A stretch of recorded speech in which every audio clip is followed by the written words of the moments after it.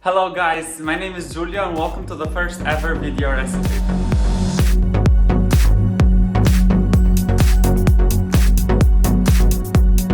For those who don't know, I have an Instagram and a website called Giulio Cooks, where I usually post all my recipes and all my restaurant reviews.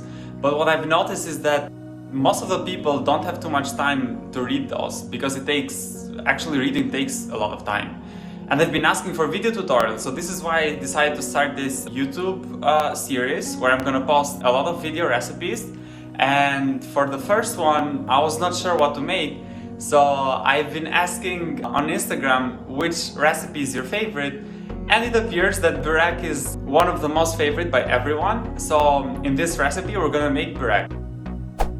Now the first and foremost step is the dough. For the dough, we're only gonna need 4 simple ingredients. For the first ingredient, we need unbleached all-purpose flour. It is very important to use unbleached all-purpose flour because this type of flour has more gluten in it, and the gluten is gonna make the sheets more elastic. For the second ingredient, we need about 2 teaspoons of salt. In addition to that, we need to add 1 tablespoon of extra virgin olive oil. For the last ingredient, we're going to need about 1 to 2 cups of water. Take your favorite bowl and mix together the flour, the salt and the olive oil. Now here is where it becomes very tricky. Depending on the environment, we usually never know how much water a flour needs. Sometimes it might need about 1.5 cups of water, sometimes it might need a little bit more or less. The solution to this is to pour 1 cup of water first, and then we're gonna check how the texture is to see if we're gonna need more or less. The perfect texture that we are looking for is for the dough to be not too soft and a little bit sticky.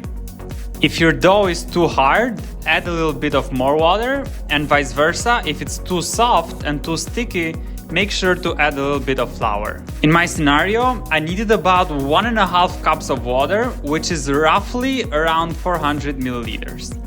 As soon as we find that perfect texture, we're gonna take the dough and put it in a flat surface. Using your wrist, we're gonna knead the dough for about 5 minutes. One of the most common mistakes that people make is that they use their palm of their hands instead of their wrist. The wrist is much more efficient because it applies more power to it and makes your job much easier. When we are done kneading the dough, we're gonna put it back in the bowl and cover it in olive oil. As you can see, I forgot to cover mine in olive oil, but I did so right after the filming was done. Also, don't forget to cover your dough with saran wrap, because if you don't, then it's gonna lose all the moisture. As our last step, we're gonna set the bowl aside and let our dough rest for about 30 minutes. The resting process is very important and necessary because it's going to activate all the gluten in the dough. Since we're going to wait 30 minutes for the dough, we can use this time to prepare the filling. Here is the bonus tutorial how to make farmer's cheese. Finding farmer's cheese in America is so hard. That's why I had to call my grandma in Albania and ask her to teach me how to make farmer's cheese. Actually, I thought this was gonna be much more complicated, but it's very straightforward and easy. To make farmer's cheese, put 1 liter of Greek yogurt on low heat. In about 20 minutes, the mixture should look just like this. Do not let the yogurt boil because it's gonna ruin the cheese curd. Take the yogurt off the heat and let it rest until it completely cools down. This is going to take about 3 to 4 hours. When the cheese is nice and cold, we are going to strain it using a cheesecloth. We are going to put the cheesecloth in a bowl and then pour in the cheese mixture.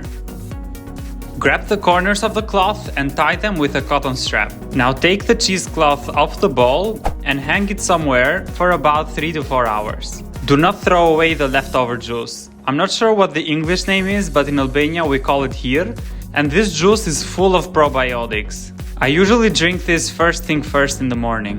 When the farmer's cheese is ready, make sure to throw in some salt because it's going to prevent it from spoiling.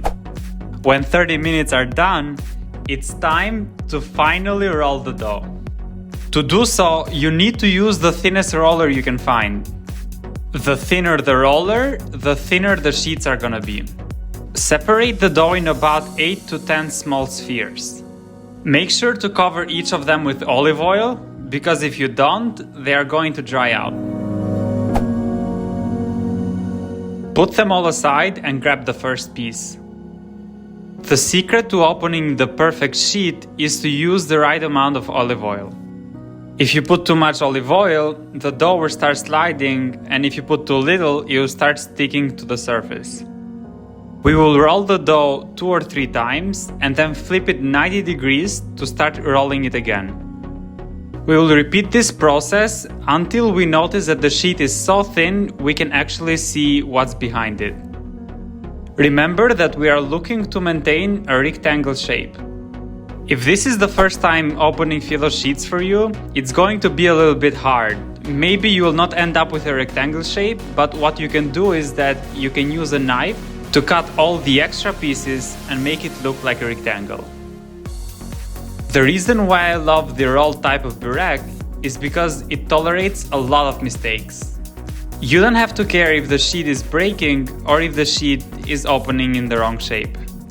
If your filo sheet breaks and has holes in it, just leave it as is, because when we roll it, it will disappear. Now that the filo sheet is ready, we are going to take the filling and fill it with it. If you are looking to get a fluffy Burek, use the longest side, otherwise go with the shortest. On the side that we've chosen, we are going to use a spoon to spread the filling, in this case, the farmer's cheese.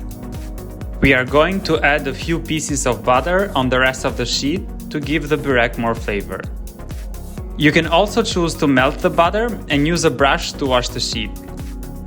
Our last step is to roll. Grab the side of the filling and start rolling it towards the opposite side. Try not to make it too tight, because when we bake it, the layers will separate from each other. You may use your hands so that you can make the roll a little bit longer. But be careful though, because just like I did over here, you can break it. If it breaks, don't worry. Just try to seal the broken parts, and then we're going to use this roll as 2 separate rolls. To bake this Burek, I am going to use cast iron. Make sure to cover the bottom of it with butter. Now we will take the first roll and place it in a spiral shape.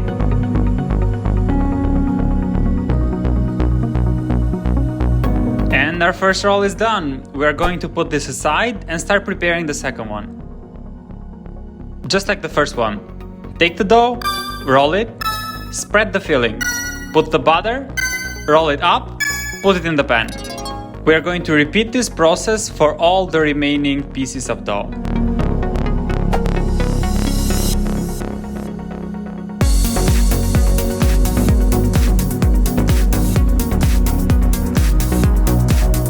And now that the Burek is ready, we are going to top it off with some more butter and put it in the oven. Don't forget to preheat your oven at 360 degrees Fahrenheit or 180 degrees Celsius. We will bake the Burek until it's golden, which is going to take about 40 to 50 minutes. When the Burek is done, it should be perfectly crispy on the outside and very soft on the inside.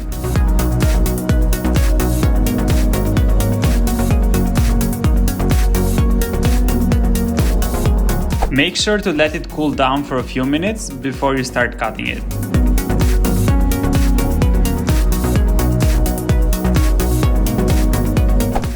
Thank you so much guys for following my recipe. I know it sounds hard, it's probably gonna take you a couple of tries to get good at it, but trust me, the sacrifice is really worth it.